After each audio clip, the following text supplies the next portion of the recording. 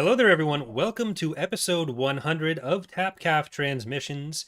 This is a big one for us because 100 is the first three-digit number that we've covered on the podcast so far. I am Corey. Joining me, as always, is my co-host, Mr. EckhartsLadder. Mm-hmm. And then, really glad you're excited to be here, Eck. Yeah. And joining us for a second time, he's been waiting for this for a long time. He wanted to do a Vector Prime last time, but we weren't quite ready for him. It's Ilkin from Kings and Generals, and welcome back. Yeah. Thank you. I'm really excited to talk about Last Jedi again.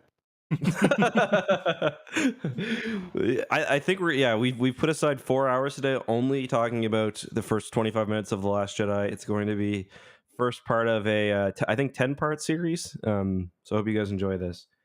No, but we are talking about a book that Ilkin, you really wanted to do this one with us. Vector Prime, book 1 of the new Jedi Order. So pretty exciting times. Why were you so excited for this one, Ilkin? Like, what made you want to do this book to come back for more than any other one? So, two reasons. Number one, actually, three reasons. Number one, it's written by Robert Salvatore, and he's kind of unique in that way that he only has 2 Star Wars books, and I feel like he got a bad fan reception after a certain event in the book that we'll talk about, and he decided not to write anything again. And his style is very interesting in terms of what he's writing. I don't know if you guys know about that series called Dark Elf. No, I've never read it. Have you, Corey?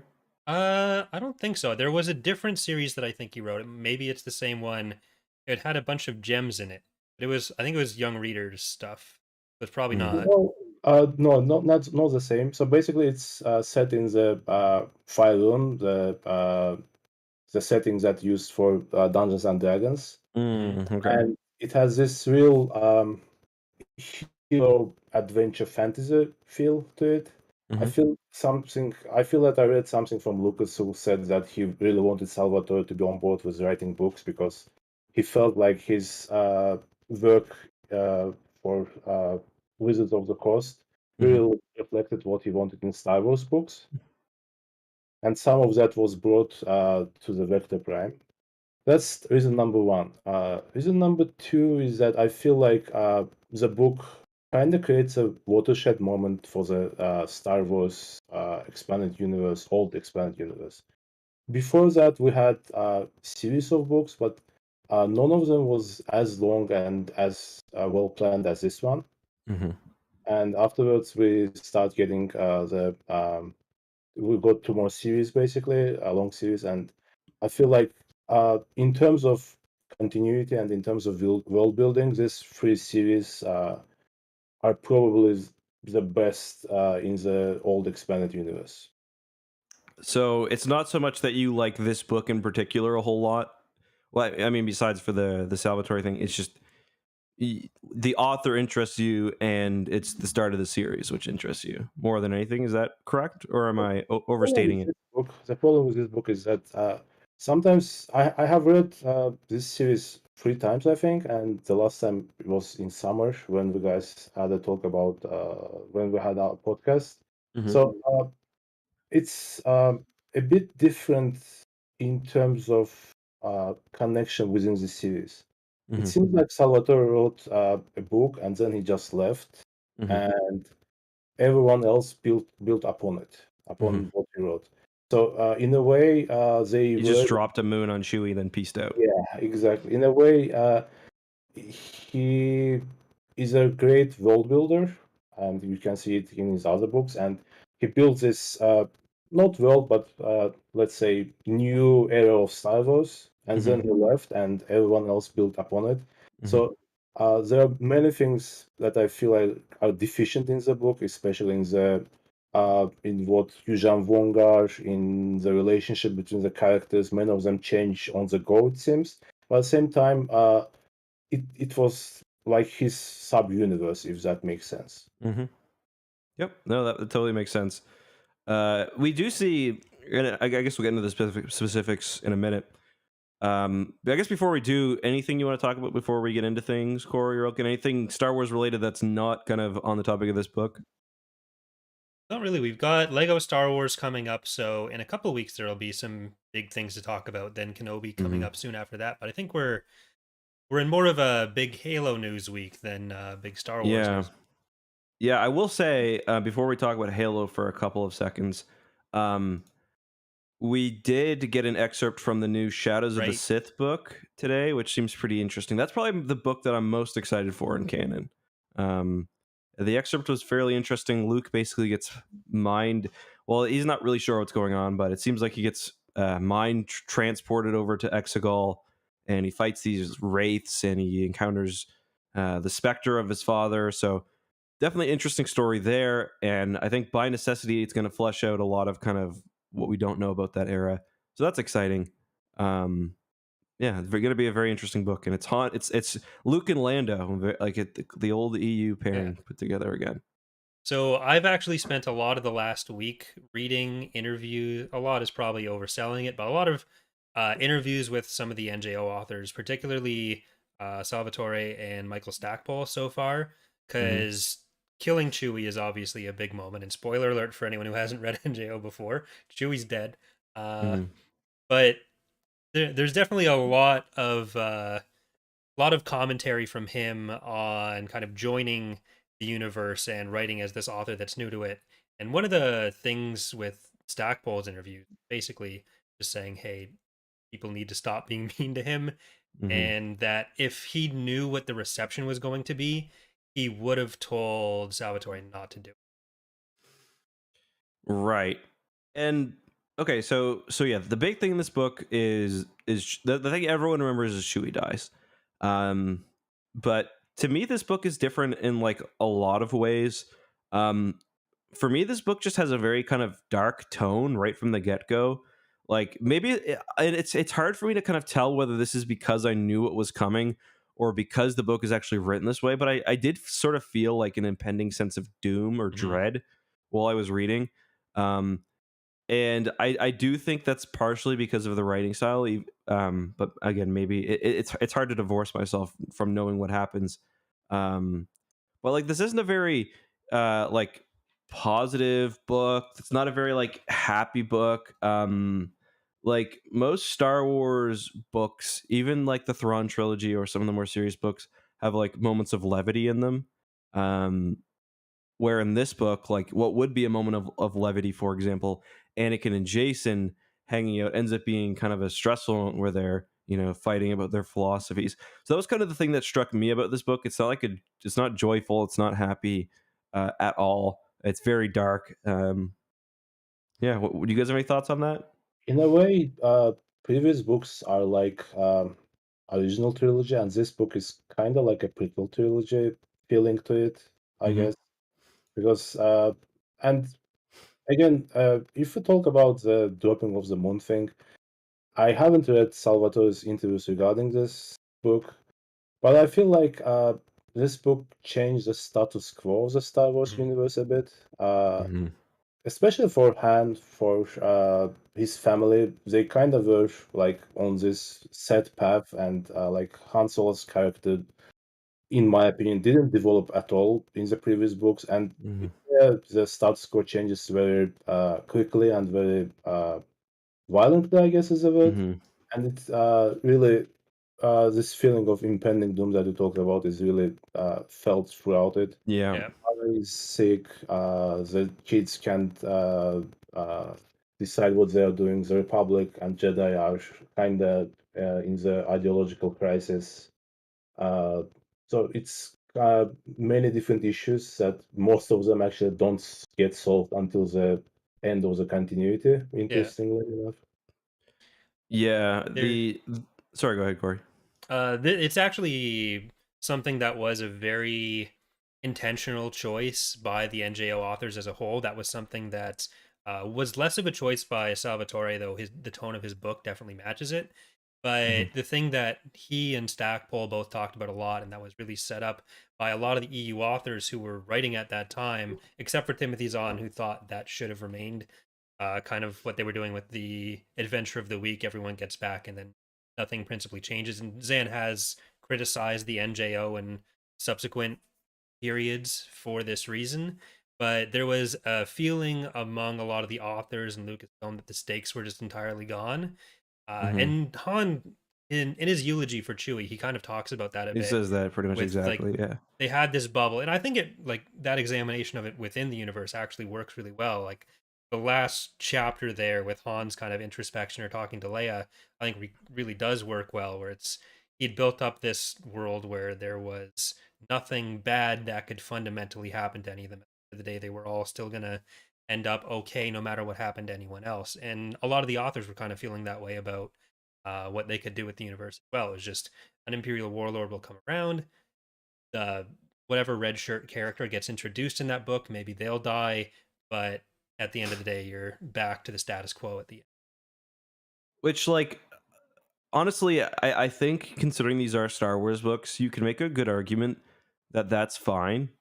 Like that, just getting fun stories and adventures and new lore, like for these books, is fine.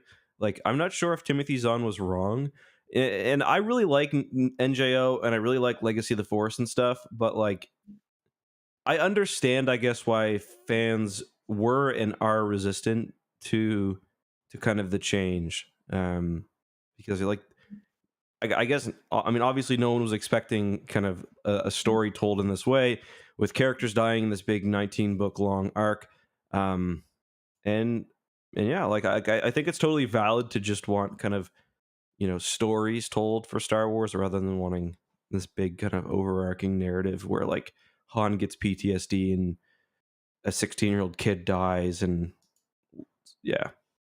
The thing is, this kind of reminds of the evolution of the comics in the last 20 years, I Mm-hmm. guess. There are constantly these periods of 5 to 10 years where nothing changes in a Mm-hmm. big way. Then Yeah. there's a big event. Everyone comes Superman dies or whatever. and dies. I don't know. Flashpoint happens or New 52 or whatever it's called. Mm-hmm. And then there's a big crisis, and then it returns to the status quo again. So in a Mm-hmm. way, it happened to the Star Wars more or less because after NGO, after the two next series after that, we kind of return to the status quo of a new continuity, which always happens to the comics. Mm-hmm. I think you guys talked about the fact that no Star Wars characters ever die in your QA episode. Uh, Yeah, not many. I mean, we lose. Who do we lose in Dark Saber again? Crix Maydeen, Crix Maydeen. but it's I think we basically the way that the authors had put it forward was that secondary characters that get introduced can die, Mm-hmm. even if they were introduced in like an earlier work. But there are some like original trilogy characters tend to be completely off limits for anything really bad happening to them. And there were even a few of the more popular expanded universe characters like Talon Card and Mara that kind of get elevated to that status of being untouchable. Mm-hmm. So I think you can probably make more of an argument against like they've gone maybe a bit too far with it when you get later on where like Jason is chopping Mara in half. But Mm-hmm. I think in NJO it's Chewbacca and Anakin that are the big deaths that we have here in the 19 book series. And I guess what I'd want to know from you both is do you think that Star Wars would have had the same staying power if it didn't make that adjustment though? If they had kept going with the old style of like the Valentine books or Bantam era? that Honestly, it's at this point. Um, I think regardless of what they did, they had the prequels. They would have been fine. Like I think I honestly think the success of the NJO wasn't, or lack of success, however, in retrospect you classify. I don't think it was moving the needle that much at this point. Like we were kind of through the dark ages. Like this is 1999. You know what I mean? Um, But would those books have just ended up being okay? Now we're moving to prequel era books with the adventures of Anakin and whatever, and then yeah, the I Luke mean, stuff just trails off and airs. it's hard to say because like I we don't know whether like we don't know what the sales numbers are We like. actually do. We do. Okay, Vector Prime outsold Vision of the Future nearly. That's a right. Tim Zahn But book. what I'm more interested in is the sales numbers about 8 books through. By the time they've kind of committed to this new style, because we do know that the Yuuzhan Vong war is a kind of a natural point, or I mean, we don't know this scientifically, but from people I've talked to, like the Yuuzhan Vong war does seem to be a point where a lot of people kind of find their way out of the book reading. Now obviously others like you found their way in, so for me it's hard to say. Like, I don't think like abandoning the series halfway through was ever success, it was ever an option, and I don't think like not going in this new format was ever an option either. I'm assuming it worked out well, and more so than the Bantam style, just because they kept with it for Legacy of the Force and Fate of the Jedi. Um, but just from talking to people, I know that like the Yuuzhan Vong are a turnoff, but not necessarily because of the structure of the story and the gritty tone, just because the Vong have a lot of characteristics that make people kind of write them off, whether it's the fact that they are kind of written as like these edgy aliens, the whole force thing a lot of people don't like. So yeah, I guess that's my thoughts on that. I feel like if there's a criticism for me of Enjoy, it's that it's overlong and Hmm.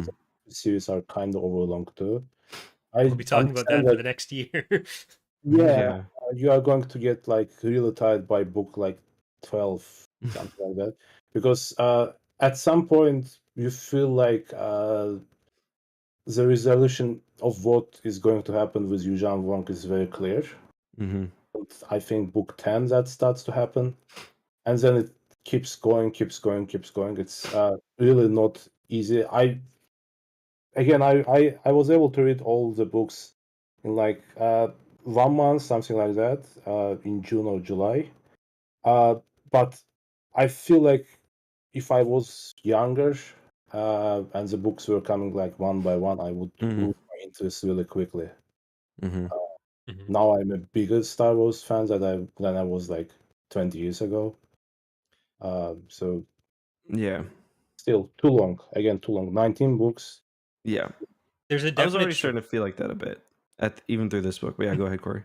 there's a definite trade-off or difference in style that you get with the serialization of a lot of these major franchises versus one of the benefits that you had with the early ones where maybe they do feel a bit more disposable, but you could go in and read Crystal Yeah. Star without having read anything else. Whereas with Hmm. this, you're not jumping in to read uh, Edge of Victory unless you've read Vector Prime through everything. One of the things they did want to do with Vector Prime was make sure you have some references, but come in like anyone who had only seen the movies could technically come in and read this and not be entirely lost, other Hmm. than like, oh, Luke has a wife named Mara.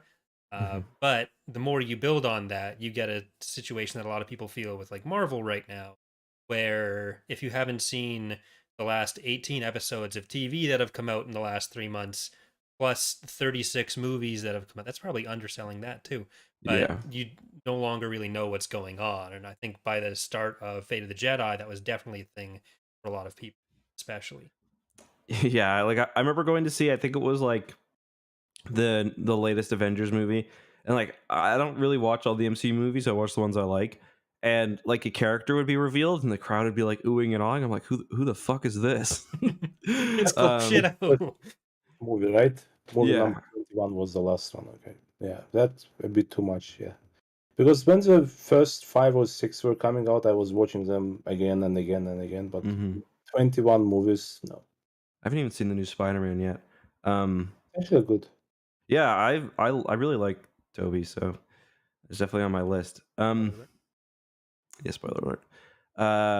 I think the other thing that kind of like with a 19 book arc, you get the benefit of having the same villain, but also the downside of having the same villain.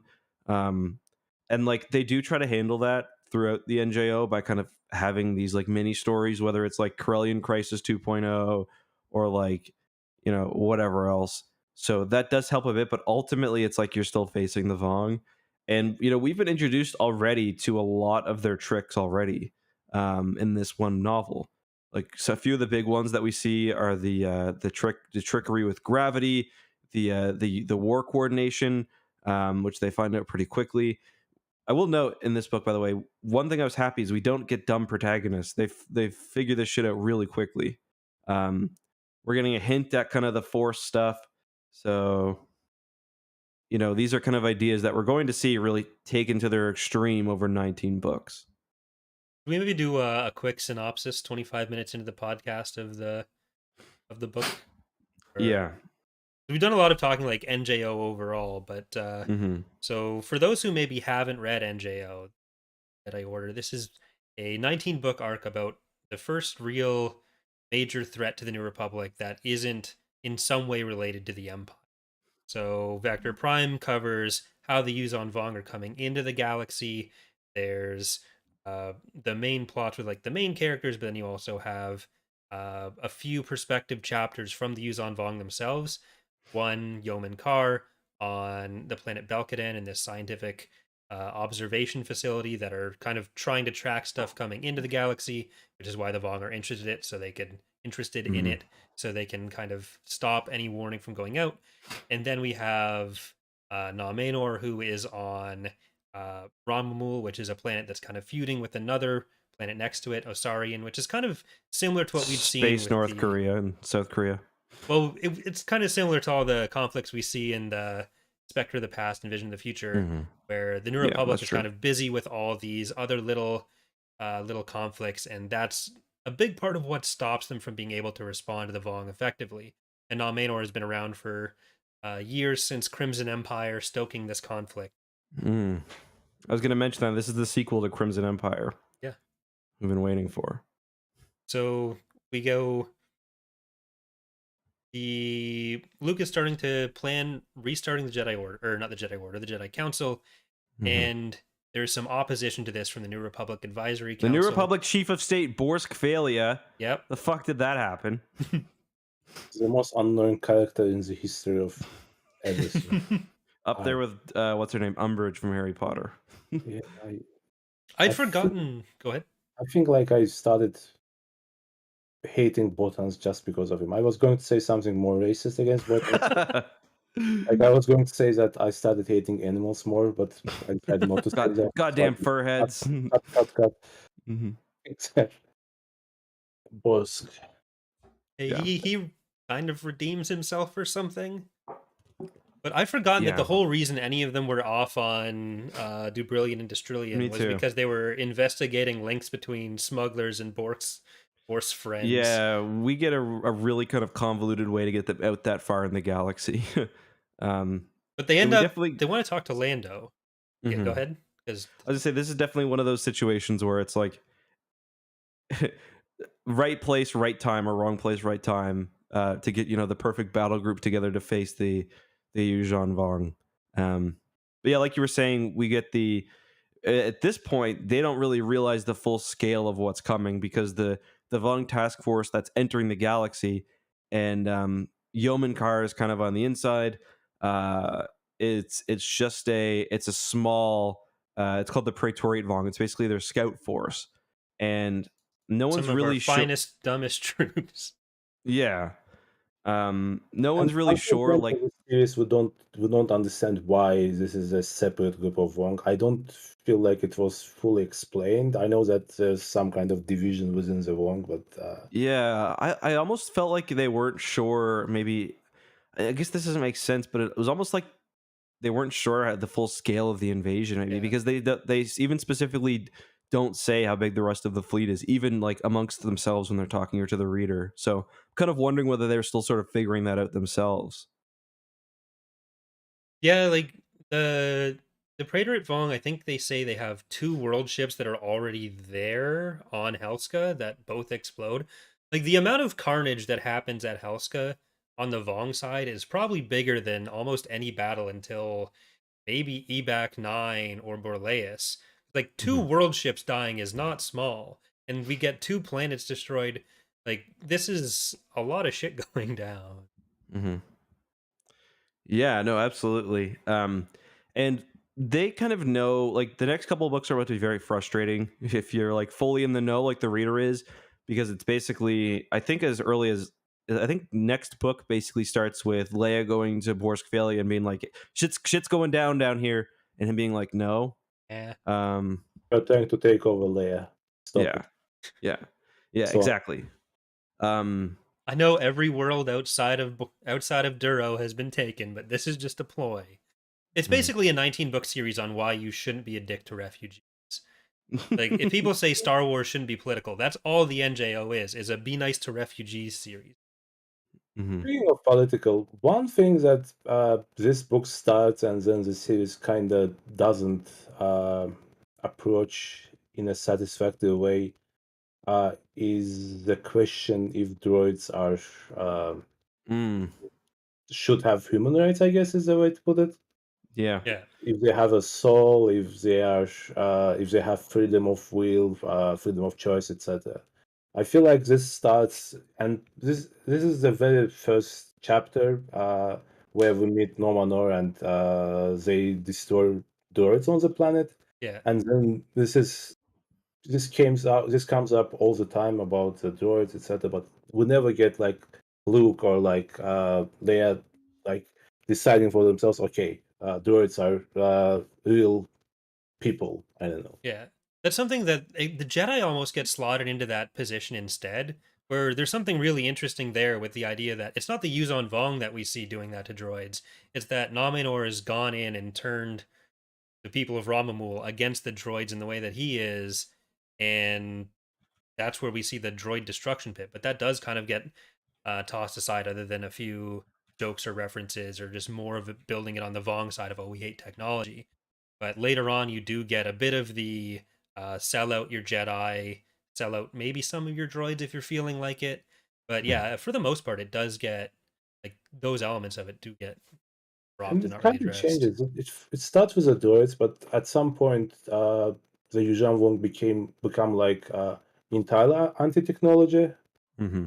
Like in the first book, you see the droids as a maybe as an ploy to be anti technology, but it's mostly droids. But then even like a spaceship that has no like AI of its own, it becomes Mhm.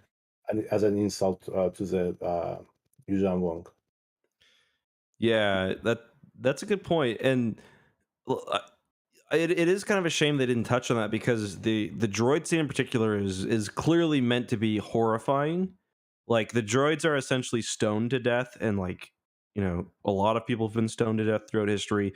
Like it's not an accident. Like if it wasn't meant to be, an analog for sentient beings dying, the droids would have been melted down or something. Like it's very clear that they're killed and killed horrifically, and the droids feel fear, like because we see from their perspective, the droids feel fear. So it is a shame, and you're also right too that they do seem to get a bit more fanatical because No Manor in this flies at an A-wing. He does mention like he doesn't trust machines and he doesn't like machines, but he at one point I think what's his name on why am I forgetting his Yamankar? name? Yeah, and Yeoman Carr even remarks that that the Jade Saber is a nice looking ship. So Yeah, he says it's not quite as cool as their grown ones, but still had to In admire its beauty. general, I feel like it's a for Star Wars in general, it's like a lost opportunity Mhm. mhm, because are droids people is like one of 5, 6 central questions of sci-fi in general, mhm. and Star Wars had an opportunity to give its own take on it, but it's not delivered completely to satisfaction. Yeah. No, yeah, definitely right. Because that Han's a dick for being so rude to 3PO for 30 years. Yeah, we get the mention of Han including 3PO and R2 in the Yeah, bubble his little there, family. but it is still a Okay. lot of just being dicks to them. One thing I gotta mention, this is completely off topic, but I'm gonna forget if I don't mention it now. Like, there's a lot of questionable science in this book, but I think the one of the most questionable bits of science was R2 freezing when he's on the planet's surface. Like R2 is a droid that operates in vacuum in the middle of space. Are you telling me it's colder on this planet? than it is in the middle of space. In Star Like, Wars, maybe. why If you is can he have an etheric freezing? rudder that works. We do get the return of the etheric rudders, I actually. guess that's true. Yeah, maybe Might be warm and the cozy in space. Don't project your yeah. real world values onto my Star Wars.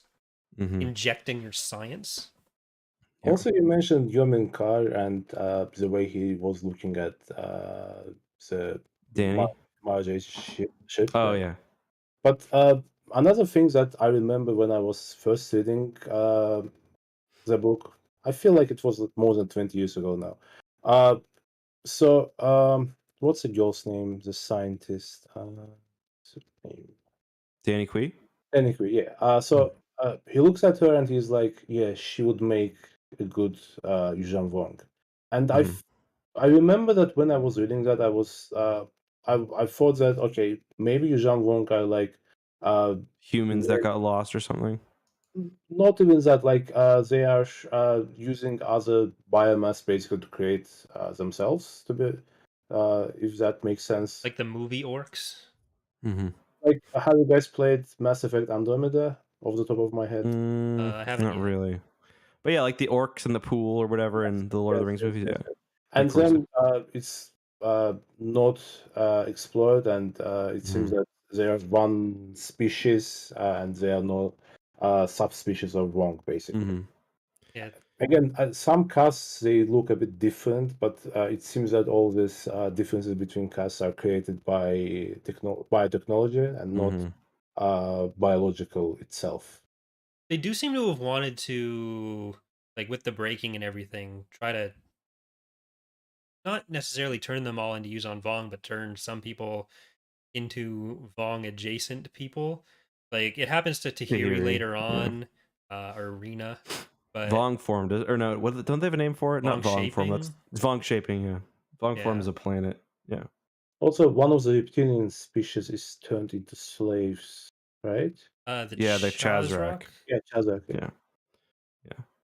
I mean, and that's fitting because they shape because it's not just that they also like make their own biological weapons all the time. Like the Voxen, they're kind of something taken from this galaxy, and obviously they've molded everything from their own galaxy to use as a weapon. I think the Slayers later on are actually Jedi based on like RPG supplements rather than Oh, anything that really? actually shows up in the text. But Oh, I didn't know that. Wasn't there, Corey, you probably know about this, but wasn't there at one point going to be something that made the human Vong connection explicit? I don't know. Maybe something connected to uh Zonama Seacott in Rogue Planet, Mm-hmm. but I don't know. Okay. I thought there was like a canceled story or something. Like I know that they've mentioned it in the supernatural encounters thing, but like Lord knows what was originally intended for that. Yeah.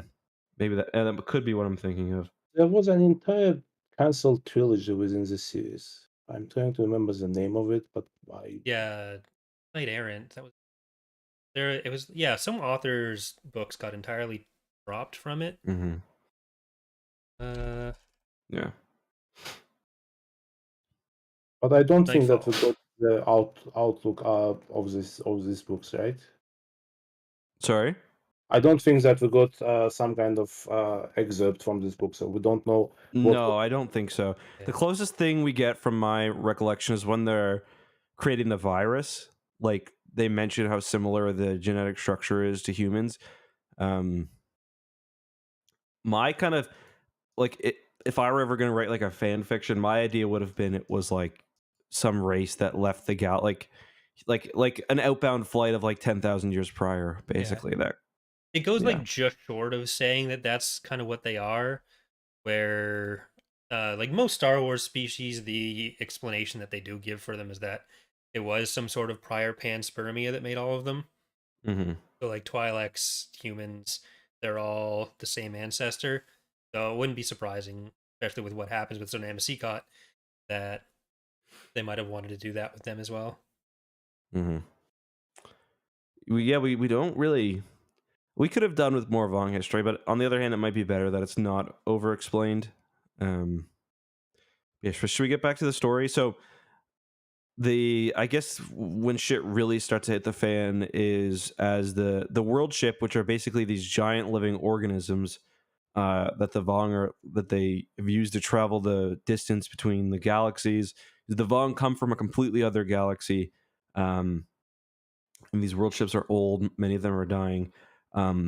Basically, as it's approaching, Yeoman Carr, who's sort of infiltrated what's called Excal, the Society for like monitoring extragalactic activity, has made its way to this one outpost, the one responsible for monitoring the area that the Vong call Vector Prime, their way into the galaxy, because it's for some reason that they allude to a little bit in the book and more in other source material. There's basically turbulence around the galaxy, which makes it so you can only go in through certain spots. At least that's what's hypothesized. So shit really starts at the fan as the world ship approaches, and we find out he's initiated this process. This is the first kind of Vong horror we see. He's initiated this process that basically destroys the planet of Belkadan with these kind of, much like Vong technology, they've repurposed these bugs. It seems like they kind of put this spore out or something, or through some biological process, they basically ruin the planet. They make it inhospitable, at least largely so. Yeah, at one point Um, the book starts to feel like a horror book. mhm. That destruction of Belkadan and the death of scientists that were there, it feels like a some kind of horror book. The scene from it. Totally agree totally. One of the character names seemed to me to have been made from like some sort of online Star Wars name generator. Like the Twi'lek who works at Excal is named Teubo Duel, which like Morith Duel is the name of the administrator on Kessel. Mhm. And there is a character named Tubo the Hutt, but I think he came much later. So it almost feels like a few Star Warsy things got mashed together for that. Mhm. No, totally. Those characters, the instant I saw them, I was like, not even going to bother remembering their names. They've got maybe they got maybe 5 POV chapters and they're gone. Yeah. But the worst Star Wars name is Word Skiller. Yeah. It's He like is the Poochie of Star Wars. Like I hate him. it's Yeah. like somebody asked Rowling to name a character from Star Wars, and she's like, Word Skiller. It was interesting though to see, like, I have Worth Skinner in my notes just because the book starts off with something we haven't really seen before, which is the Jedi inserting themselves in problems, like without Luke being there, because at this point the Jedi have finally gotten to the point where there's probably hundreds running around. I think Luke says maybe more, um, and they're kind of just doing their own thing without a lot of supervision. That will be one of the kind of central conflicts in the book, in this series. The kind of how close the Jedi should work with the government of the day. Like, should they be reined in? Because like you can see, Jason's argument is that the Jedi kind of serve a higher purpose, the Force, and that to put bureaucracy behind it is kind of like tarnishing that. And then Luke and probably Borsk opinion, maybe not Luke's opinion, but Borsk opinion and others, is basically that, like, I don't really want these Jesus like figures with full power to execute people running around the galaxy, which is kind of Yeah. fair Yeah, when yeah, And sorry. this prequel trilogy happens around book 7 or 8, right? they're So, coming out now actually. So uh, I think they would have seen the Phantom Menace because there's actually a lot of parallels between Dark Tide and the Phantom Menace. And I actually asked Troy Denning about this, whether they had been given access to any further prequel information. So they basically have whatever's available, according to him, at the release date. They weren't told anything extra.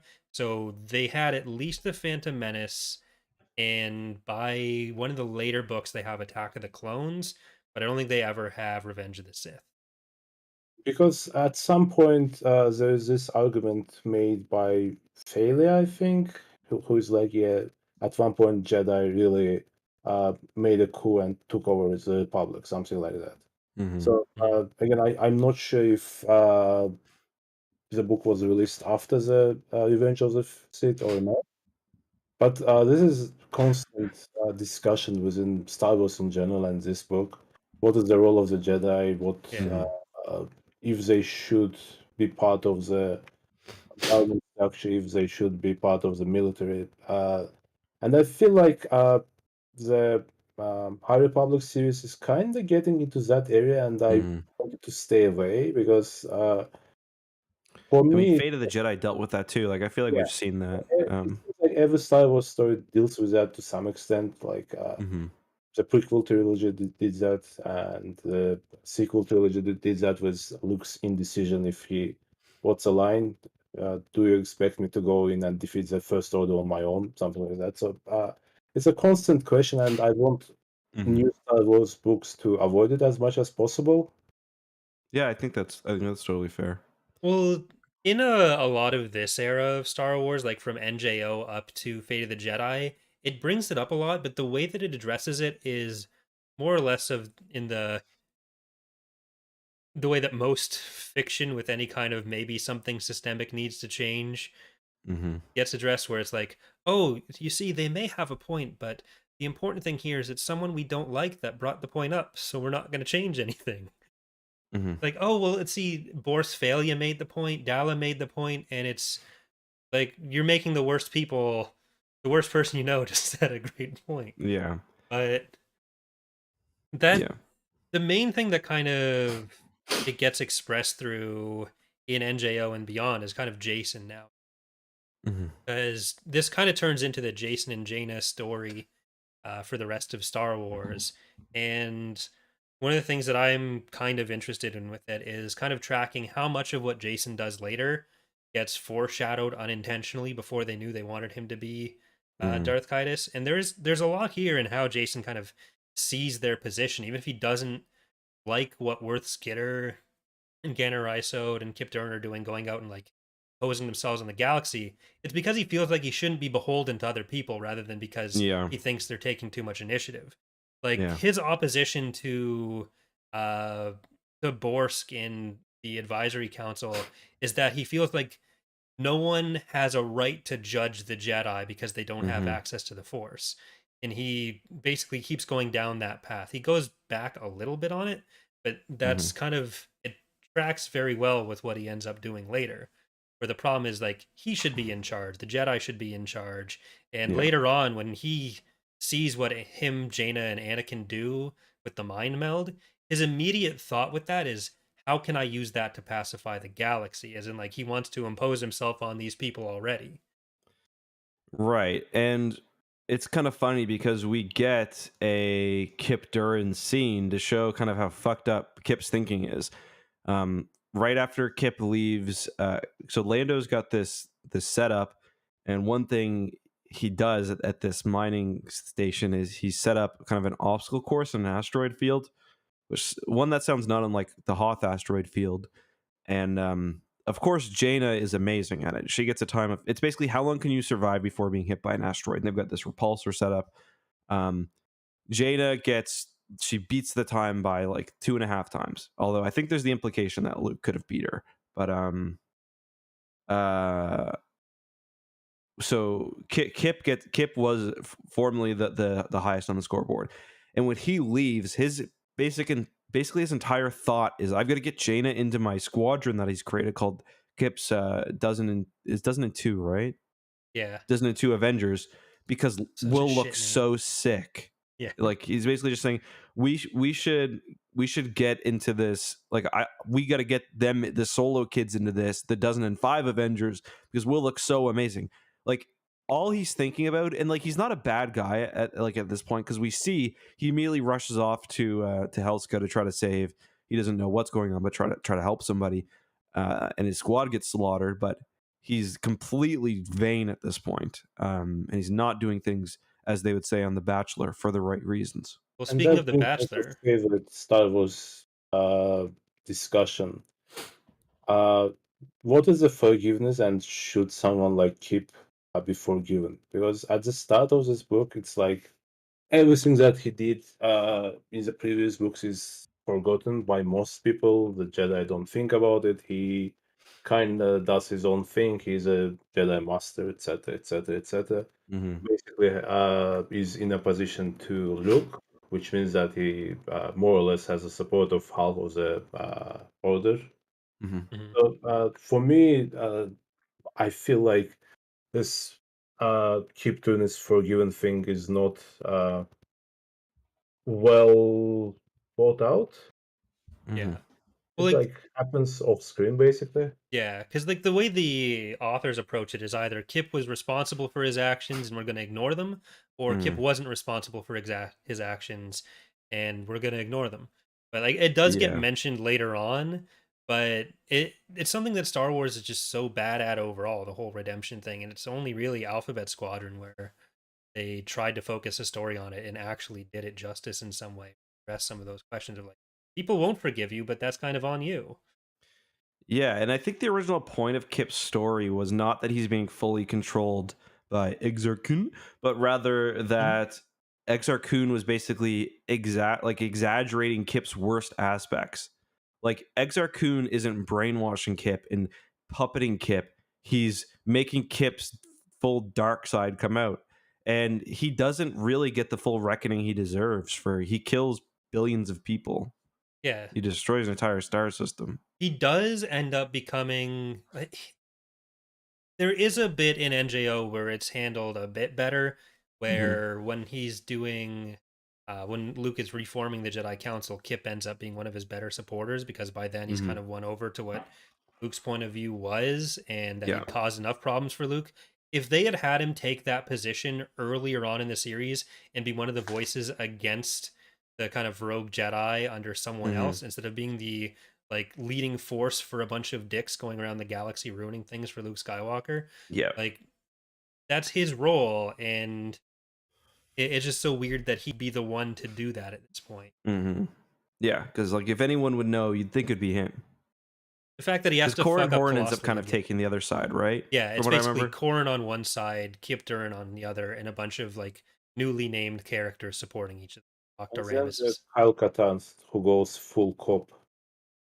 Well, that's like Kyle's just AFK for the whole Yuzon Vong War. Yeah. It's Legacy of the Force where he and Yeah, yeah, Swarm War yeah. where he In Yuzhan shows back up. War, it's what's his face? Kent Hamner, right? Yeah. The completely Yeah. new character. I don't, is Kenneth in NJO? I don't I think remember. he is. He's on. I think he's brought up in the original Jedi Council stuff as being kind of like military and Jedi liaison, and then he sticks around from that until Sabbath drops on him. Hmm. Rip. Good for her. Yeah. It's the best response that we've gotten so far. Um. Okay, here's the burning question that the internet was talking about nonstop in 1999, and one that I asked too when the first time I read this book, and every time I've read it since. What's the deal with Cern Pidal's mayor? He's What? clearly meant to be somebody. He's Tommy Wiseau. He's a bit weird, but yeah, maybe he's Tommy Wiseau. I was reading some of the old like Jedi Council forum stuff back in the day. The theory for some reason was that it was Boba Fett, which obviously I don't see where that came from ever. To me, the hint is that he's some sort of ex-imperial. Um, but yeah, do you guys have any thoughts on that? Do you guys find his because like the book is kind of hinting that he's someone the whole time. Like he's got some strange like foresight. He's very calm. He alludes to knowing kind of the what an advanced battle cruiser is like, and then he sacrifices himself basically at the end with no kind of conniptions about it whatsoever. So, do you guys have any thought about who? What do you think he was supposed to be? Somebody, or am I and the other nerds reading too much into him? What do you guys think? I actually don't remember that discussion at all. No, okay. Can imagine. I wasn't that much on the North American internet in Mm-hmm. 1999, so maybe because of that. Mm-hmm. I remember the character and remember that basically, I think Hansen said that what he did was a sacrifice, blah blah blah, something like that. Mm-hmm. But I don't remember why would you think that he was an Imperial or a, I think he makes some reference to having lived like spent a lot of time on a capital ship bridge. Do you have any thoughts, Corey? I think it might have been the kind of character that was set up for like, oh, maybe a future author wants to do something with this. Mm-hmm. Because I don't know that if it had been something that was like a general ex imperial, like a non specific identity, feel like that Mhm. probably would have come up in the text, but I don't think Yeah, like they that's purposefully don't name him. He's just Cern Pidal's. Like yeah. at first he's a mechanic or whatever, then a mayor. Yeah, and I don't think that Salvatore had uh enough of an expanded universe pedigree to make any other kind of like goals. So I feel it was a thing he actually talked about a lot of his interviews, was making sure he left enough story hooks for someone to deal Mhm. with later, which is why he doesn't say anything about like Silgal looking at Mara with Mhm. the Coom spores.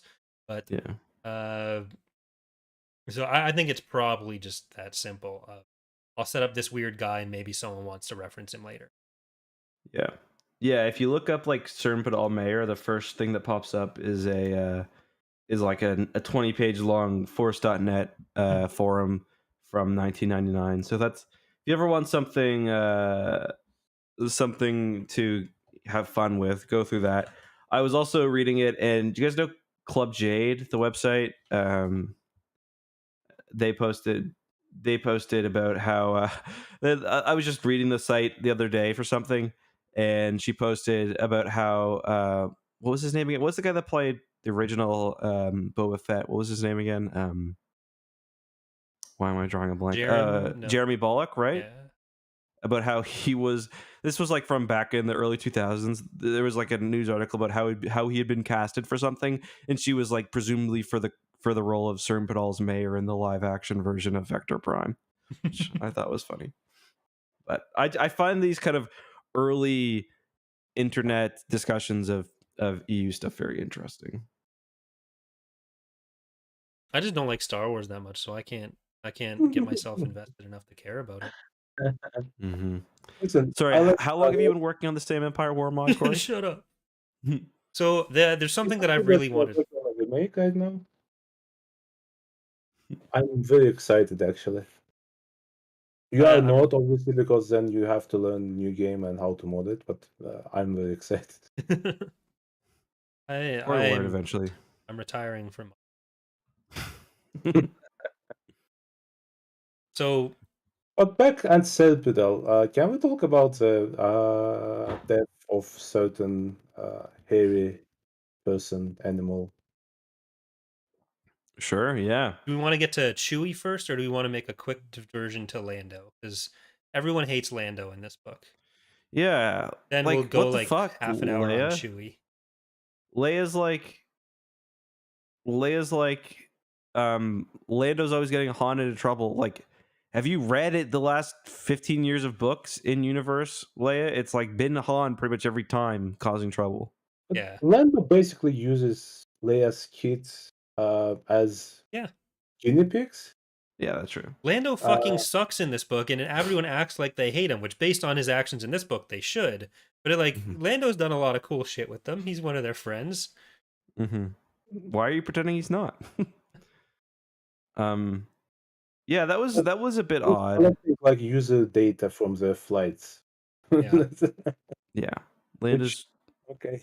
Well, he's training the next generation of smugglers. the best part of that whole thing with Lando's folly to me was like TIE Advance, very rare, you'd think, probably one of the rarest and most expensive fighters to get your Mm-hmm. hands on. And the reason he has them is because he wants the fucking chair. Mm-hmm. Like, no other fighter could have this chair. Mm-hmm. It's the adjustable shock couch. I thought the whole Han shields so everyone kind of does the smuggling run. There's you can do single fighter or you can go for the co-op leaderboard, and I think in hindsight, knowing that Chewie dies, simply having them do one last run together would be enough. I find the whole kind of their shields are failing, we got to go and save them thing to be kind of unnecessary, and the book really rushes to an end, and I just think kind of they really could have shaved some time off that and put it towards making the book end in kind of a less bullshitty way. Does it end in a They bullshitty way? they kind of try to. Yeah, it totally does. I was at page 377 and they have one failed attack. Like, they got to wrap this shit up in 20 pages. Like, I how are think they the going to. entire second attack on Helska was unnecessary. Other than yeah, just let the Praetorate Vong stay intact, because you don't need to kill them. They're invading the galaxy anyways. Or have the Like, Star Destroyer take out the world ship as it's crashing. I think you do need to destroy the Praetorian, or because they don't know whether there's more coming, and I do think that kind of is important for the early part of the next book, at least from what I remember. Although to be fair, I guess Borsk wouldn't have done shit either way. Yes, but Bosk has this point that okay, they were invaders and you defeated them. Mm-hmm. Yeah, I just have him die the first. The second battle was entirely. I'd forgotten it happened between finishing the book and this conversation, which is why I was pushing you on that. But you're absolutely. I feel like there's absolutely no scientific basis for what happens. That's actually covered in the interviews as well, and he's very insistent that there is, and says a Wikipedia article to read. I didn't read the article, but if you want to go read it, The fact that he invented some scientific term that doesn't exist. What is it? He's like mesostatic wave. The idea that that's the fourth phase of matter is, I think that's questionable. But we can have Bob back on to talk about. I read a lot of people on the internet smarter than me trying to figure this out, and I can't find anyone who could explain how adding energy to a system, Well, like Kip goes through hyperspace fighting a grasshopper with his bare hand. Like, what do you want? What do you want for start? Fair enough. Let's talk about hairy Chewies. Why not, like, okay, we set the energy back and it caused the planet to explode. Just leave it at that. Like, also the planet covered with ice. Yeah. Yes. So they could have done it with like not by destroying it, by like evaporating all the water, something like that. Well, that's kind of what they do in a way, isn't it? Like they caused the water, or they caused the water to heat up and evaporate, and then it's cold. Like it doesn't make sense. Yeah. So Chew and his death. Yeah, let's talk about Chewie. That's the thing that people are still talking about 20 years later, 23 years later. I will say something that will get me killed, so I will go into witness protection immediately. Okay. For the entire, I don't know, before this one, there's like 50 books, maybe like 100 books. I'm not sure. Mm-hmm. Chewie does nothing. You know, you are right. Like, there's one book where he trains his son in the forest, something like that, and then his son is not even in the books that much. Mm-hmm. Luke basically takes the place of our token Wookiee. Mm-hmm. For the entire series, he does nothing. I love the character, like in the movies. Obviously, I hope they do some more stuff with him in this sequel era. Yes, Mm-hmm. but in the Legends, his entire arc is nothing. He's a babysitter. He's not even a babysitter. It's not like he's defending Han actively. It's like nothing. And then his death basically is the first thing that happens to Han in decades. Yeah. I understand that for people who grew up with Star Wars, it's a trauma of a sort. You lose your favorite uncle. Mm-hmm. But I kind of can't see a better way to shake things up. Yeah. Like, no other death. Obviously, they killed Anakin then, but at that point in time, no other death makes sense. And again, this might be. Wow, Gariel Captain's death didn't affect you. Can we get this guy off the podcast, please? Obi-Wan Kenobi, Darth Vader. Well, Emperor okay, Palpatine, the first the actress fact who that paid you got to Emperor mention Palpatine. people from 20 years ago, I was thinking that exact same thing. Luke is thinking about the people that he's lost. He's been fighting basically perpetual war for 20 years, and the people he can think about are old men who died, like in the movies. So it's like you've got a good point. At a certain point, like they all have to retire, or we're dealing with stories where they're all Pelian's age 50 years later, where nothing bad has happened to them. Or Star Wars. Their role don't change. Like Palion's role, it kind of changed from being Thrawn's like second in command to being like a politician, basically, not even a commander, politician. So we don't see that with, let's say, Han, right? Yeah. He's a smuggler turned hotshot fighter, and he stays that for 40 years, for 50 years. He's not like in a command position. He's not like a politician. He's not doing like take a biography of any famous politician, like off the top of my head, like Churchill, right? In 20s, he's a journalist, he's a reporter, he's a soldier, then he's in the Navy, then he's a politician. So as you grow, you have to like change your skill set, I guess is the word. And nothing like that happens. So that's why, for me, uh, Enjo Han is the best Han that we ever get. Because he is broken, he's in conflict with himself. He's for the first time he's in conflict with Leia. For the first time he's in conflict with his own children. He at least there's some attempt to change the status quo for him. He starts making new friends for the first time in forever. I don't know. He goes over the 4chan for the first time in the forever. So, there's some movement, you know. It's really into memes.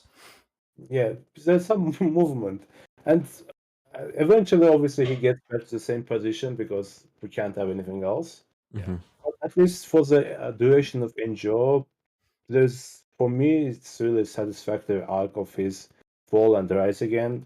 He becomes a better man, in my opinion, by the end of it.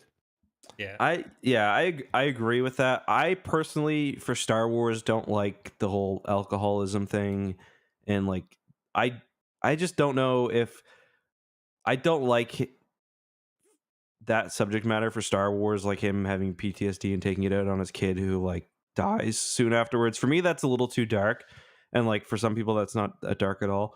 But I agree with what you're saying though.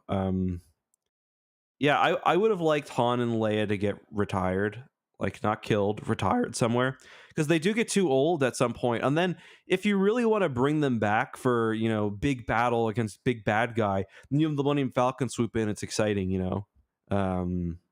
But on that note, I was happy about a couple things in this book, kind of adjacent to that. What about Jason? Well, this is about Jason. I was gonna make the joke myself.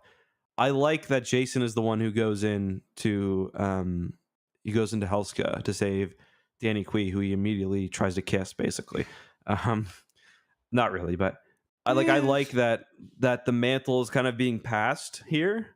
Is that the mantle pass? I don't know, but I like that it's Jason, not Luke, and Luke is still important.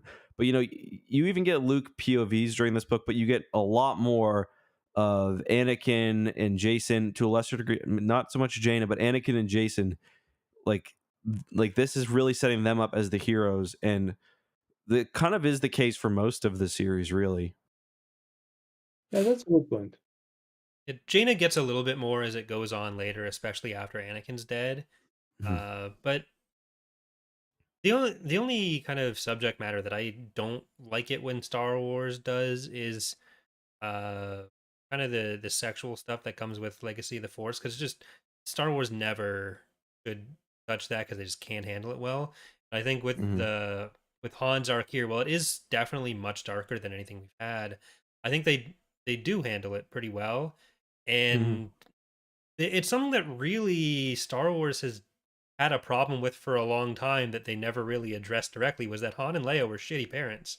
Like they were always gone getting their kids kidnapped, and Han had nothing nice to say about any of his kids. Like the Corellian trilogy, it's just maybe Jaina, but he kind of hated Jason for a long time.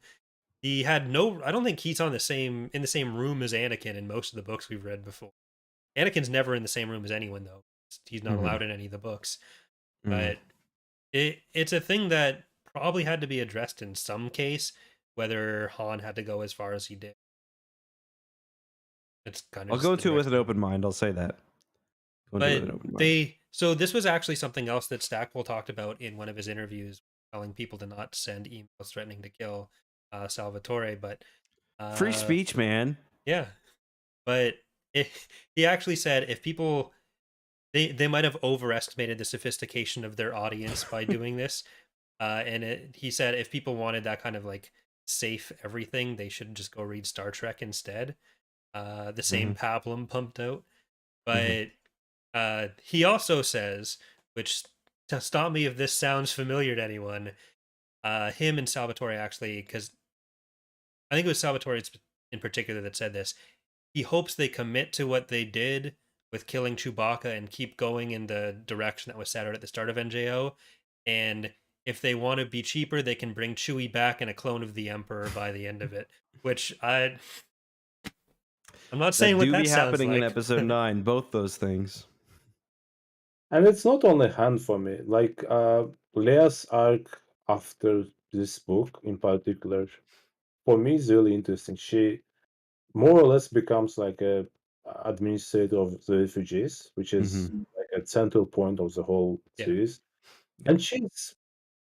And in my opinion, she's super interesting in that role. Like she's still a politician, yes, but she's trying to create a good shelter. She's trying to coordinate the logistics, etc., etc. In my opinion, it works really well for her. But if there's one character whose death I'm not sad at all, it's probably Anakin for me.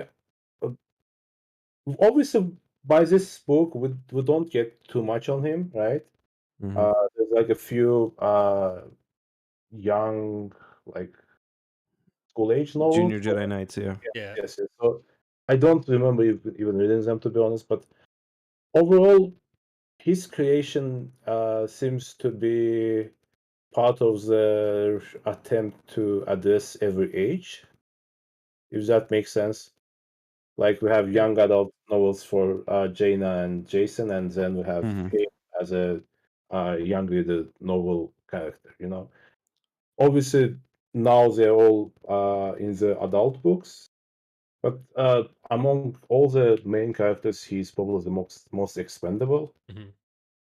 So his killing now, I think, when I think about it, his killing makes the most sense in terms of who they could have killed off without killing off like Luke or Mara, something like that. Yeah. Yeah, I agree with that in one sense, but in another, they give him such a shitty last year or so of life, where like he's gonna be dealing with the fallout of Chewie's death until he dies. I remember, he dies kind of after he reconnects with Tahiri, and it's kind of like a young love type of thing, Yeah. and then his body's like mutilated by the Vong. Like it's pretty awful, kind of what happens to him. But And you are right in that he. Sorry. then his death breaks China, it breaks Yeah, Jake, exactly. it breaks Han again. Yeah. It's very tragic. So Again, I think it's well written. I don't begrudge doing that.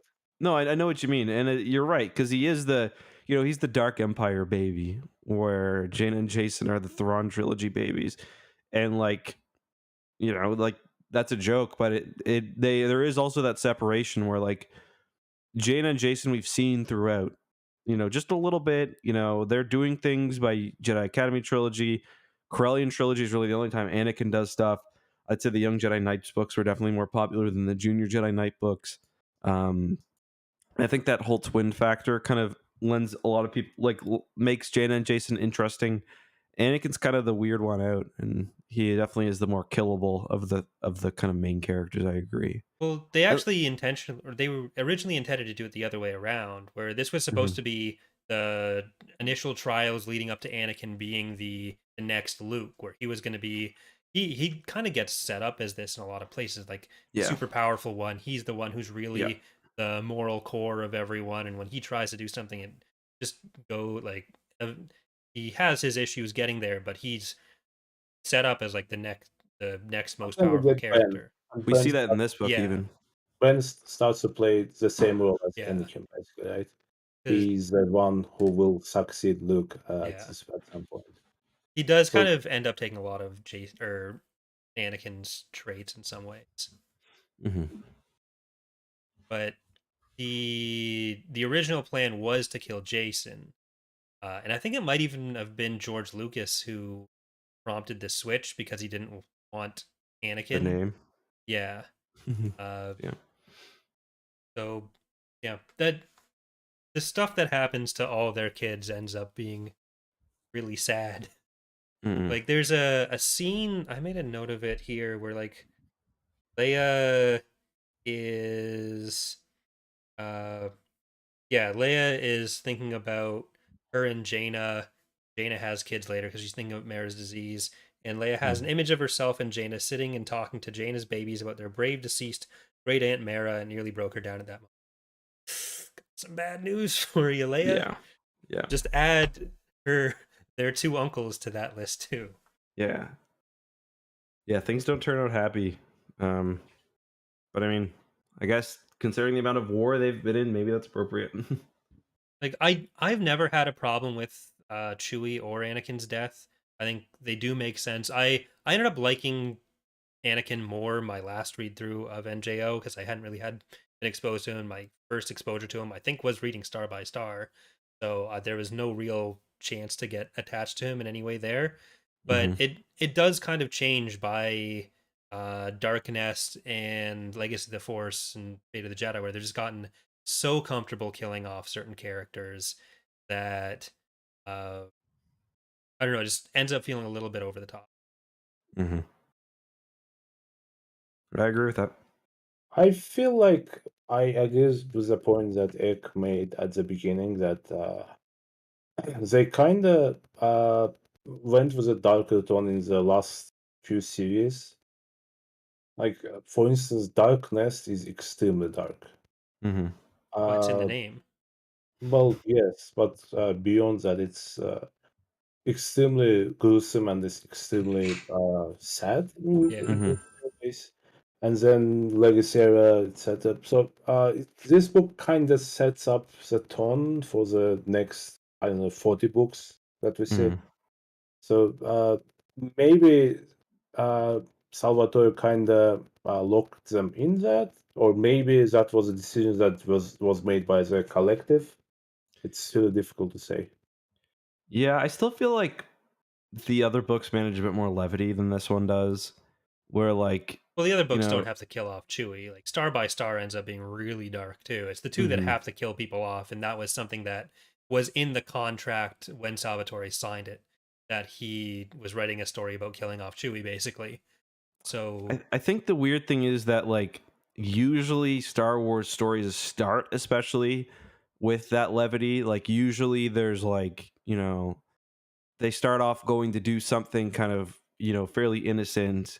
Like, Legacy of the Force starts off with that dinner scene, for example. Um or that's one of the Thro- most horrific things in Star Wars if you add the picture from the Reader's Companion to it. yeah. Yeah, that picture's not great. In that one, do you have it on hand? Yeah, I'll go find it. It's it's rough. But Maybe. yeah, I agree that there definitely is a tone that's set from this point on. Fate of the Jedi for me is kind of the one that stands out as being strangely a little less dark. Even though like you're dealing with Abeloth and stuff. She's almost like a comically evil villain, and there's like a lot of Luke and Ben stuff that's pretty.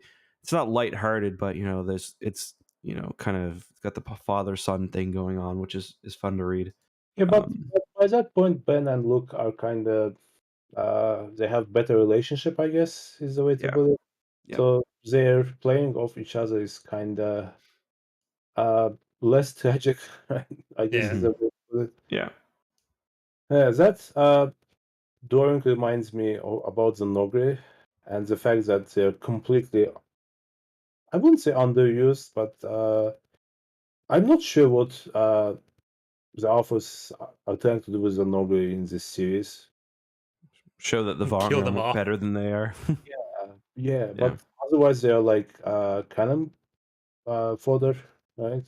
yeah. Uh, which is, I don't know, the entire history of that race is extremely sad to me. Mhm. And the moment they started, uh, well, the moment they met that family, they probably should have just left the galaxy because meeting that Mhm. family was the worst thing that happened to them. Yeah. Entire species. Yeah. Did they get told not to go on the trip with them? I think I missed something No, she there in sneaks this. away. Okay. Yeah. But Yeah, like Bulper is not one of the ones from prior books. He's a new Noghri, which means the prior ones either died or retired. And not only does Bulper, spoiler alert, die in the next book, but he gets mentioned, I think, once in the following book, and they spell his name wrong. So that was probably an editing mistake, but it really just shows the Solo's attitude to. Very racist. Yeah. Not great. Not great. Not great at all. Something wrong with making this is the slave warrior species. They're working for us now because we're the good guys. I think Chewbacca was that, right? To some extent. Yeah. Yeah. Obviously, he gets more agency, but not that much more. yeah, but he's basically that, right? Yeah. And then maybe he dies later, but he dies for the same reason. He tries to save one of the family. Yeah. The most agency that Chewbacca gets is basically when he does something to protect Han that Han doesn't want him to do. Yeah. Like when Han's like, "No, I got to do this mission alone," and Chewie's like, "Rrr," and grabs Han and moves him out of the way. And that's Chewie being like his own man, his own Wookiee. So there is some pushback in the comments about the quality of the picture. If you go and look at it, it's more the faces look at the you arms, want to look at. Look at the faces. Yeah. Look at how they're sitting. Some of them seem like they're on the floor. It's just the longer you look, the weirder and stranger it'll get. Yes. Once you realize which characters are supposed to be which, rather than just being a collection of people around a table, that's when you really get the maximal. Find Zek. Try it. Find him. Han tries. Find Zek. Which one's Mara? Good luck. The one who looks like Haley Williams from circa 2000's Paramore. Look how long Mara's arms are. They're not long enough. What I like about the later depictions of the characters is how Jaina looks like a young Leia. Yeah. I feel like they kind of nailed it. Yeah. Yeah. Can you put that on screen again, by the way, Corey? Yeah. Up. Yeah. It's good stuff. If you're listening to the audio podcast, look up Essential Reader's Guide, Legacy of the Force Dinner. Legacy of the Force Dinner. Looks it up. Han and Luke are doing the cat meme with the angry people. Yeah. Yeah, they are. That's true. And then that's Ben. Lanky is absolute fuck right next to him. I think that's Ben, right? I think that's Ben. Yeah, and then it's Ben is across sitting with Mara, no? No, that's Jason there, I believe. Jason is between Zek and Jaina. Yeah. I think that's Jaina. No, that's. Oh yeah, I thought that was Mara. Okay, so it's Jaina who's got the short arms. So we don't have Zek. Yeah, no, Zek's the one at the very end there because he's got there the little... for some reason. Yeah, but I think he's still like bug dating Jaina a little bit. Mm-hmm. That's a thing that. And like, look how the floor is. Like, how is Mara on the floor? Like, look how far 3PO's off the floor, and then Mara, like, it's. Look at the face of the thing they're eating, though. I know the exact sound from that picture of that creature made while it was alive. It's cry. It was, meh. I prefer to marry that fascist, so we don't care about her anymore. Yeah. Well, she doesn't marry the fascist till later. Oh, yeah, she goes dark side first and then marries the fascist. She already has tendencies, let's say.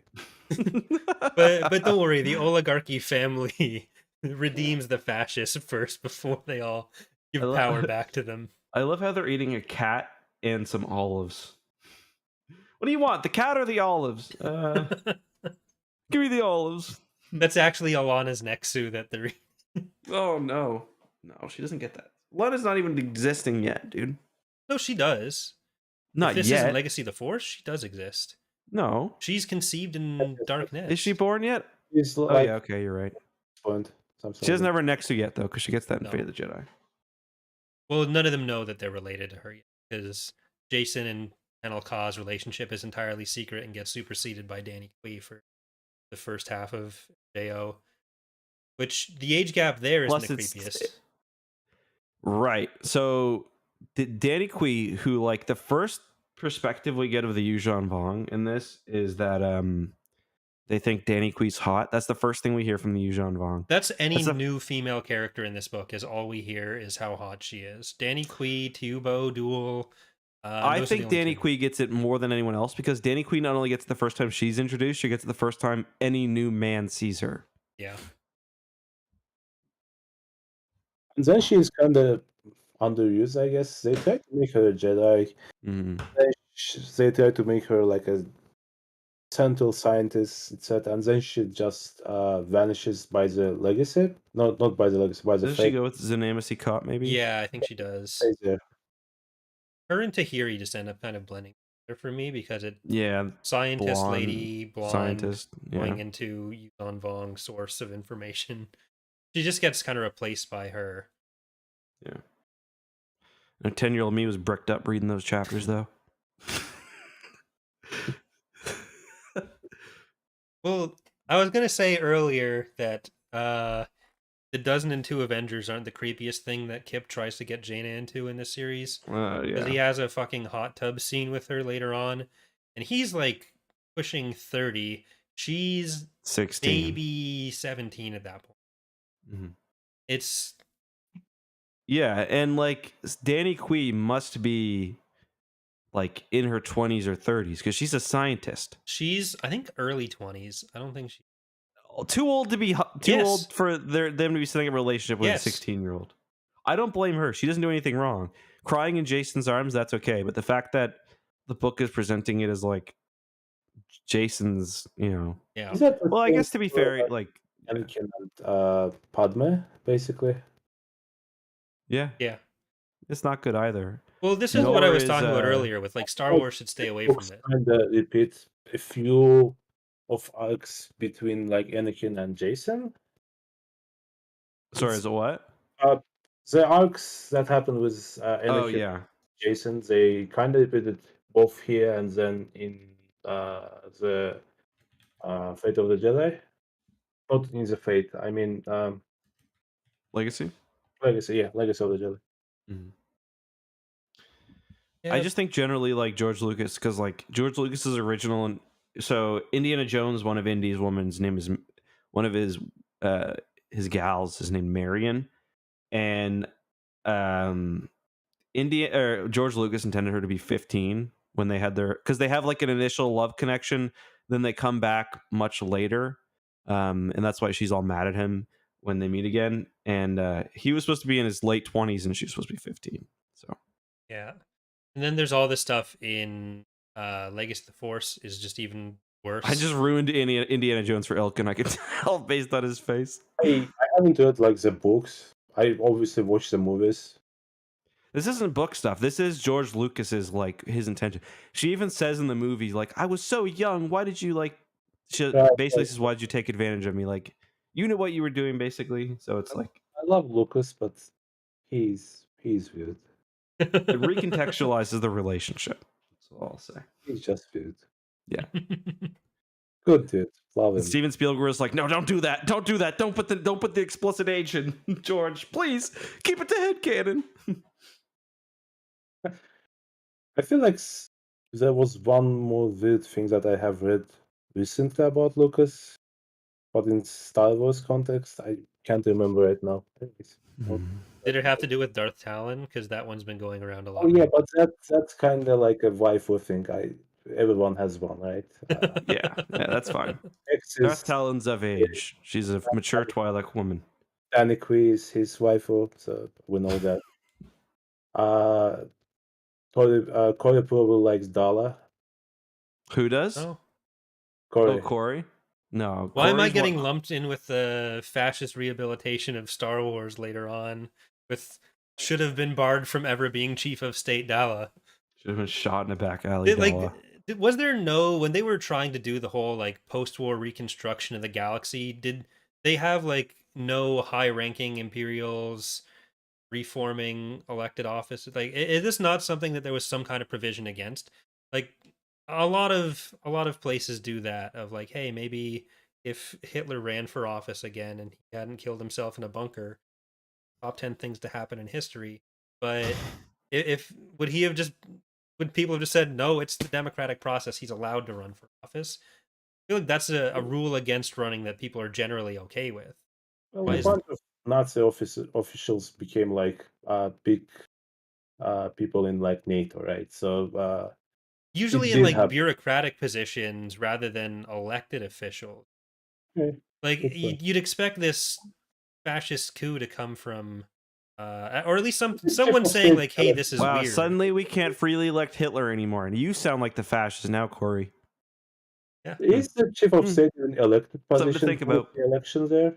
I don't think Uh, so. it's elected by the it's people elect their senators presumably, although some of them seem to be not elected in any way, and then the senators elect the chief of state. So it is a indirectly elected position. Except sometimes when the chief of state is chosen by the council. Well, or by the prior chief of state, but that's just Yeah. executive privilege. That's okay. Yeah, there was that one time where Mon Mothma said handsy offsies, and she gave Leia the chief of state thing. And And then Leia they gave it went to to this Gaversom. they went to the Supreme Court and they said she said handsy offies, so it's illegal. Leia appointed Gaversom. So Yeah. Yeah, she Star did. Wars politics not good. So that's the entire point of this conversation. Dropping Moon, good. Politics not good. Yeah. there's some horseshoe theory thing going on here. I'm not sure. Wait, which side is the moon dropping on again? It's Is that what do the anarcho-communism. leftists do that or? That's being Well, canceled on if you Twitter. think about it, Yuuzhan Vong are basically like primitivists, right? So it depends on what you feel about them, but they can be like anarcho-primitivists. So, Mhm. which means that the left wing dropped the moon on Chewbacca. Okay. Yeah, I wasn't sure what like I was like reading the Vong. I was like, who are these supposed to be? Chewbacca actually followed Pelion on Twitter, but we had to drop them. Well, they are fascists. Jokes aside, if you look at the Umberto Eco's 14 tenets of fascism, Yuuzhan Vong hit like 10 of them, something like That's that. pretty good. Corey only hits 9, so Yeah, that's Can we Corey- not have this joke again? Hit good, Corey. 9. Those are rookie numbers. I can find someone on Twitter every day who hits at least 13. I don't So, know. question for you guys. We talked about the death of Chewbacca, but I remember distinctly that the method of death was a really hotly debated topic back in the day. Does it make a difference if he was killed by a moon dropped on him or like in a duel with a Yuuzhan Vong? Does that matter to you? For me, no. The thing about the moon is it just sounds so funny to say they dropped a moon on him when like did they drop a moon? No, you can't drop a moon. They used it. They like what actually happened. I think is kind of badass and like makes sense with how the Yuuzhan Vong, how their technology works. But just if you have never read a Star Wars book and someone said they dropped a moon on Chewbacca in the Star Wars books and he's dead now, like it's kind of funny and it sounds like the worst shit ever. But in the books, it's really written in a very badass way. He stands up. He's defiant. There's like a picture too. Yeah, I forget what it's in the from, where thumbnail. he's like, "Ah!" "Come at me, bro." The moon did in fact come at him. There and- was an earlier draft of the book where he died a different way. He actually slipped in the bathtub on Destrillian, but they decided that wasn't quite enough. Well, that implies that he had showers, and I don't believe that. How bad would he smell? Well, can you imagine Are dying? you gonna all tell that? him? Oh, Like you need to very gently tell a Wookiee that he smells because they're used to living in trees. what do you just And say? they Like, can rip your thank arm you, off. though. Like, would that be considered an insult to him? Yeah, true. Although if they're hunters, you can't be too stinky if you're hunting animals, right? No, you have to be stinky to blend in, actually. Okay, fuck. Famously, big fan of hunter-gatherer hunter-gatherer. societies was when humans smelled the best. Okay, but let's be honest. Hunter-gatherers were doing a lot of gathering and not a lot of hunting. It's like they spent 30 days of a month eating nuts and berries, and then one time they killed like an epileptic like cougar who broke his leg, and like we're hunter-gatherers now. I think you're just underestimating how much time they're putting into one kill. Like it's not easy when you've got a twig, a pebble to hunt with. But Listen, you know how humans killed animals though? They ran them down because if we've you got need two to kill, legs. if you need to kill a cougar, you have to kill Dala first. That's the second comment from Yeah, you, like Ilkin. no, I'm this is keeping not. track. Yeah, they're trying to fucking push it on me and then doesn't give me a chance to deny If he the mentions fascism another woman allegation. with one eye like that, somebody let me know. I'm trying to send a picture of Chewbacca dying. It's really badass. I actually can't use Discord at the moment. What's a button to change to text? I'll just send it to Corey. That's it. Yeah. That's the easiest way to Oh do it. yeah, because we're just in a voice channel. There's no associated Yeah. text channel with it. Yeah. So we do know now that Ilkin's waifu is Dala, even though he brought her up trying to say it's mine. Mm-hmm. So right Who's the now, fascist now? to be honest, it's Ray. I will be honest. I know that everyone hates her because you're supposed to hate her, blah blah blah. But currently, it's Ray. Look, Ray's theme is the best Star Wars song. I really like her outfit in Episode 8.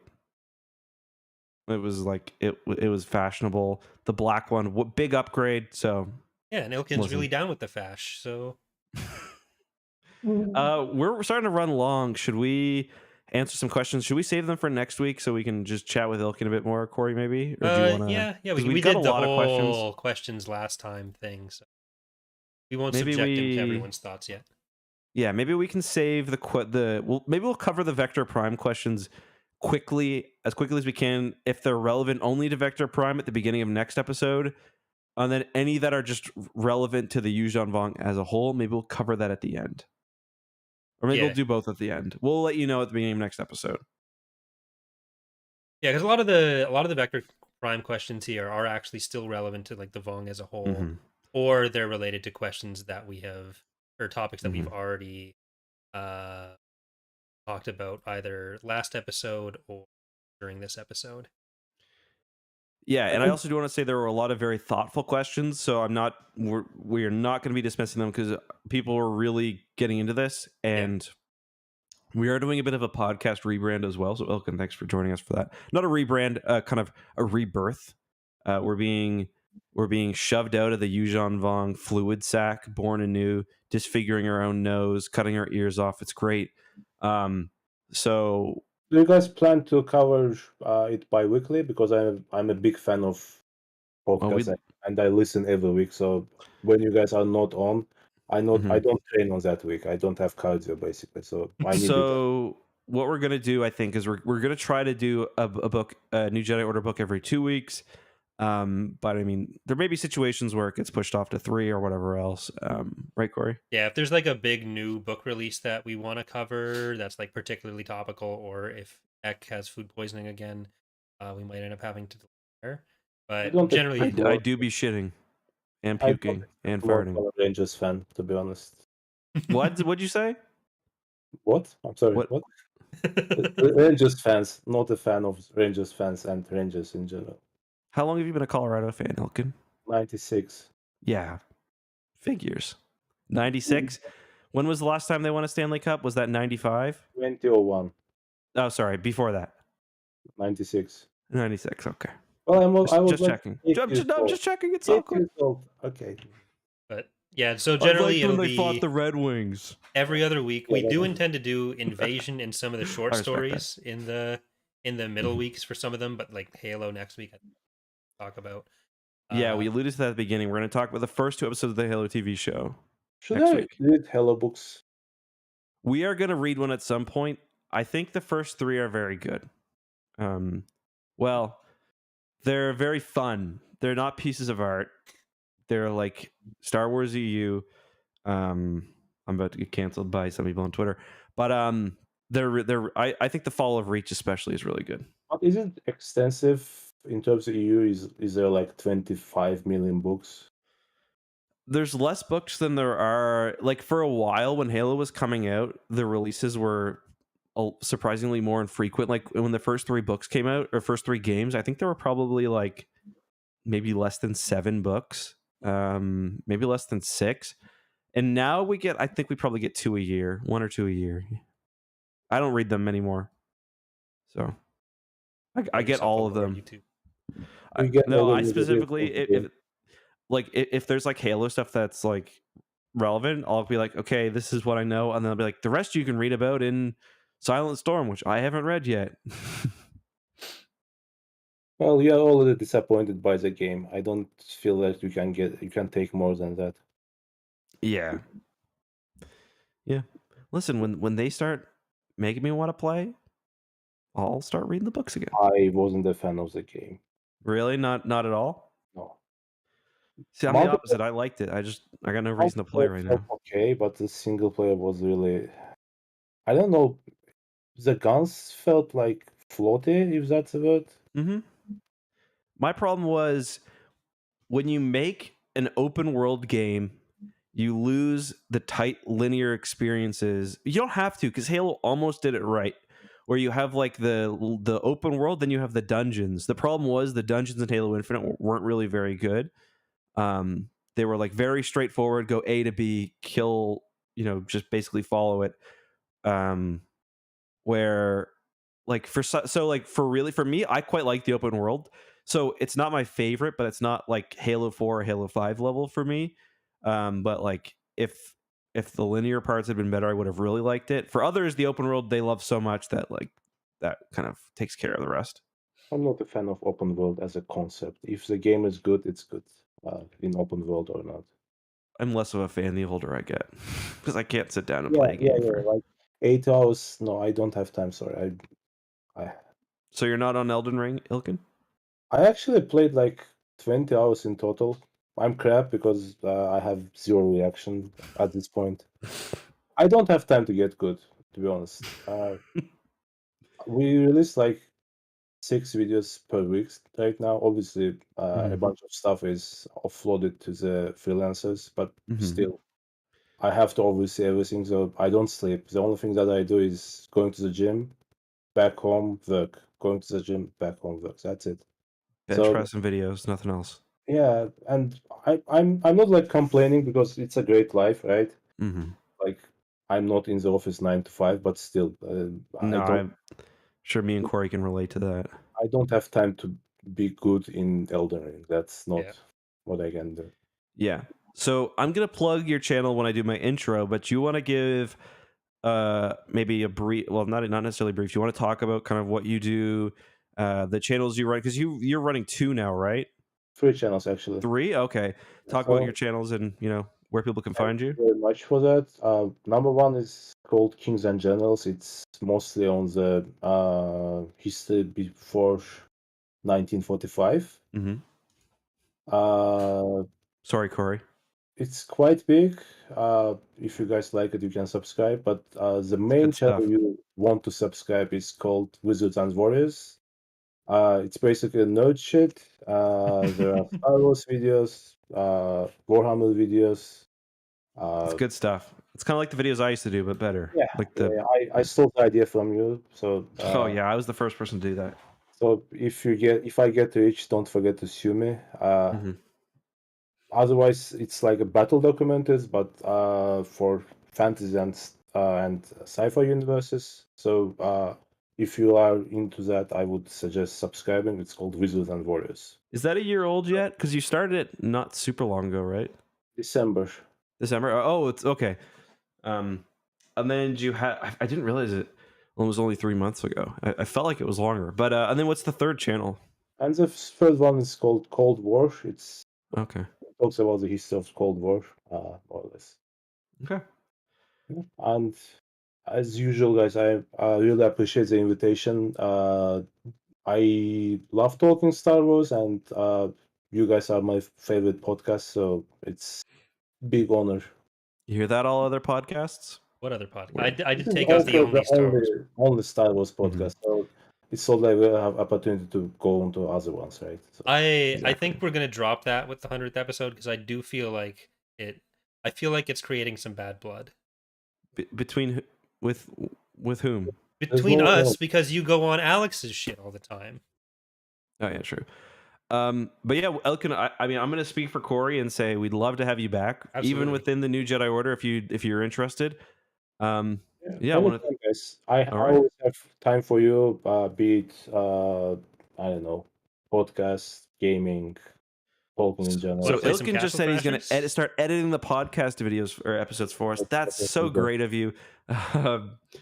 But no, thanks again. thank We really you. appreciate your time. This was an excellent episode. You've got a very good insight. It's nice to have another perspective besides Corey and me, because we've kind of just started saying the exact same shit with like slightly different Canadian accents. So it's good to have a third Canadian accent and a third. It's not Canadian accent, it's Eastern European accent, I know, which I'm but you are. now Yeah. trying to hide because of the obvious reasons. Well, not from us. So Yeah. thanks again, Corey. Do you wanna take us out? No, I'm Say just goodbye gonna to everyone. leave the stream on. We're gonna sit here awkwardly all night. Okay. Snoop Dogg did that already, so All right. Thank you, Bye, Ilkin. everybody.